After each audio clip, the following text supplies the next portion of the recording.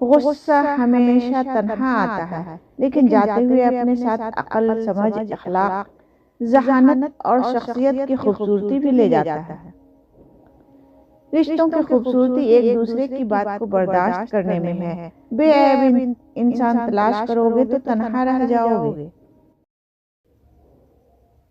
لوگوں کی محبت پانی کے بلبلے جیسی ہے، زیادہ دیر تک نہیں رہتی، لیکن اللہ کی محبت آب حیات ہے، امر ہے، کبھی نہ ختم ہونے والی۔ اگر کوئی تم سے بھلائی کی امید رکھے تو اسے مایوس مت کرو، کیونکہ لوگوں کی ضرورتوں کا تم سے وابستہ ہونا تم پر اللہ کا خاص کرم ہونے کی نشانی ہے۔ دوستوں کے غم میں شامل ہوا کرو ہر حال میں، لیکن خوشیوں میں تب تک نہ جانا جب تک وہ خود نہ بلائے۔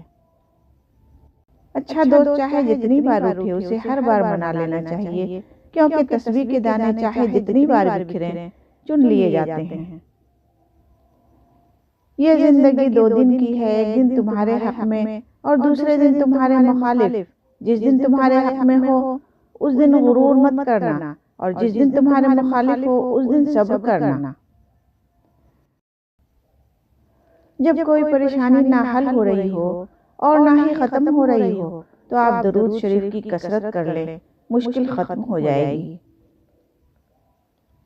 حق بات کی پہلی نشانی ہے، اس کی ہمیشہ مخالفت ہوتی ہے۔